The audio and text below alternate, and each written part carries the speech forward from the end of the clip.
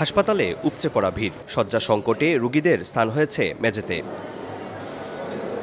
তবে কেউ ডিসচার্জ হলে ওয়ার্ড বয়কে ঘুষ দিলে অন্য রোগীর মেলে সেই সিট, এমন অভিযোগ সিলেটের এমএজি ওসমানী মেডিকেল কলেজ হাসপাতালে আসা রোগীদের। এমনকি ওষুধ সংকটের অভিযোগও নিয়মিত।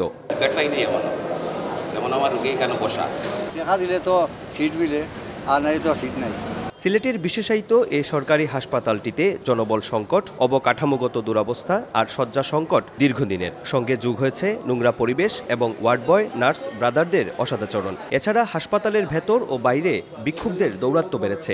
গাঁও থেকে আনছি রে বা তো ভিক্ষা করা নিষেধ সামনে ওইনি আর ইনো আইতাম না রে। ভিতরে তেলাপোকা, এত তেলাপোকা যে দিনের বেলায় যে কোনো খাবার 1 মিনিট থাকলে তেলাপোকার দখলে চলে যায়। এখান থেকে একটা ওষুধ পাইছি না। এই যে আমার ব্যাগ, এমন আমি বাইরে থেকে 1200-1400 টাকা ওষুধ দিয়ে এলাম। চাইছিলাম একটা সিট নিতাম, এখন একজন মহিলা আছে ওয়ার্ড বয়, উনি বলতেছে যে সিট নিতে গেলে এমনি নেওয়া যাবে না, টাকা দিতে হইব। ওনারা 100 টাকা দিয়া তারপর সিট নিতে আছে। অভিযোগের প্রেক্ষিতে তদন্তে নামে দুর্নীতি দমন কমিশন। সম্প্রতি এক অভিযানে বেরিয়ে আসে একের পর এক অনিয়মের তথ্য। এর মধ্যে রয়েছে ওষুধ, খাবার, অ্যাম্বুলেন্স সেবা, আউটসোর্সিং, কর্মচারীদের নিয়োগ ও বেতন জটিলতার অনিয়ম।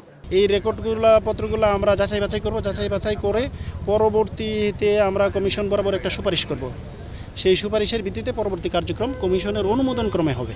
তবে সমস্যা সমাধানে গতানুগতিক আশ্বাস কর্তৃপক্ষের। আমরা সবসময় উদ্গ্রীব এবং এগুলোর ব্যাপারে আমরা খুবই সাথে সাথে আমরা ইভেন বদলি করতেছি, সরকারি যারা আছে এদেরকে বদলি করতেছি এবং আউটসোর্সিং বলে আমার সাথে আমরা চাকরির জন্য প্রস্তাব করতেছি। কর্তৃপক্ষের তথ্যমতে 500 শয্যার এই হাসপাতালে প্রতিদিন প্রায় 3000 রোগী স্বাস্থ্যসেবা নেন। দফায় দফায় অভিযান পরিচালনা করা হলেও কমছে না সেবা নিতে আসা রোগীদের ভোগান্তি। তাই সেবার মান উন্নয়নে যথাযথ কার্যকরী ব্যবস্থা এখন শুধুই সময়ের দাবি। Sylhet MAG Osmani medical college হাসপাতাল থেকে অপু বণিক, সময় সংবাদ।